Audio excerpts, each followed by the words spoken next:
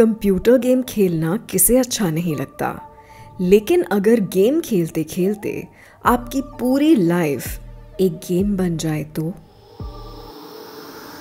आज की कहानी ऐसे ही एक गेम के बारे में है। हाय, मैं हूँ कहानी वाली पूजा।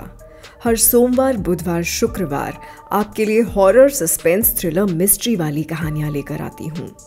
शुरू करते हैं आज की कहानी, द हॉरर गेम।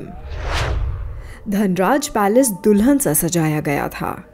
आखिर जाने माने इंडस्ट्रियलिस्ट आदित्य धनराज के खानदान की चिराग रॉकी धनराज 18 साल का जो हो रहा था। रॉकी शादी के 10 साल बाद हुआ था और जब वो 3 बरस का था उसकी माँ एक एक्सीडेंट में गुजर गई थी। मिस्टर धनराज ने रॉकी को बड़े नाजों से पाला था। हर कोई समझता था कि रॉकी बड़े बाप का बिगड़ा बेटा होगा, किसी से सीधे मुंह बात नहीं करेगा, पर ऐसा बिल्कुल नहीं था। मिस्टर धनराज ने रॉकी को अच्छे संस्कार दिए और वो उसके माँ और पिता दोनों बने। उन्होंने कभी दूसरी शादी नहीं की, ये सोचकर कि कहीं नई माँ सौतेली ना बन जाए। चाहे ऑफिस में मिस्टर धनराज को कितना ही काम क्यों ना हो, वो हमेशा नाश्ता और डिनर रॉकी के साथ ही करते। रॉकी भी अपने पापा पर जान छिड़कता था। वो जब भी घर पर आते वो उनसे गले मिलता। वो जब भी ऑफिस जाते वो उन्हें दरवाजे तक छोड़ने आता। खैर, शाम को एक बड़ी सी पार्टी हुई और देर रात तक जश्न चला। रोज की तरह अगली सुबह 9:30 बजे जब मिस्टर धनराज नाश्ते के लिए टेबल पर बैठे तो देखा रॉकी डाइनिंग टेबल पर नहीं था। 18 सालों में ये पहली बार हो रहा था कि वो बिना रॉकी के टेबल पर बैठे हों। उन्हें अच्छा नहीं लगा और वो रॉकी के कमरे की तरफ चल दिए। उन्होंने देखा कि रॉकी अपने कंप्यूटर पर कोई गेम खेल रहा है। उन्होंने रॉकी को आवाज़ दी, पर रॉकी ने उनकी तरफ देखा तक नहीं। हैरान होकर मिस्टर धनराज ने रॉकी के कंधे पर हाथ रखा। रॉकी ने उनकी तरफ एकटक देखा और फिर से अपना गेम खेलने लग गया। ये बात मिस्टर धनराज को बहुत चुभी, पर बिना कुछ कहे वो ऑफिस के लिए निकल गए। लंच टाइम में उन्होंने रॉकी के मोबाइल पर कॉल किया, पर कॉल रिसीव नहीं हुआ। इसके बाद उन्होंने घर की लैंडलाइन पर कॉल किया तो घर के वफादार नौकर रामू काका ने बताया कि रॉकी अपने कमरे में कंप्यूटर के सामने बैठा हुआ है। बार बार बुलाने पर भी कोई जवाब नहीं दे रहा और ना ही सुबह से कुछ खाया है। ये बात मिस्टर धनराज को हजम नहीं हुई। परेशान होकर वो घर की तरफ निकले और रास्ते में उन्होंने रॉकी के बेस्ट फ्रेंड विकी को कॉल किया, जो एक एथिकल हैकर था। उन्होंने विकी को बताया कि सुबह से रॉकी अपने कंप्यूटर के सामने से हिला भी नहीं है और ना ही किसी की बात का जवाब दे रहा है। क्या इस बारे में विकी कुछ जानता है? विकी ने मिस्टर धनराज को अपने घर बुलाया।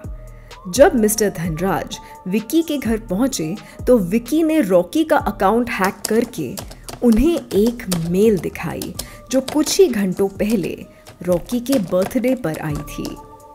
किसी ने रॉकी को तोहफे में एक कंप्यूटर गेम की सब्सक्रिप्शन भेजी थी।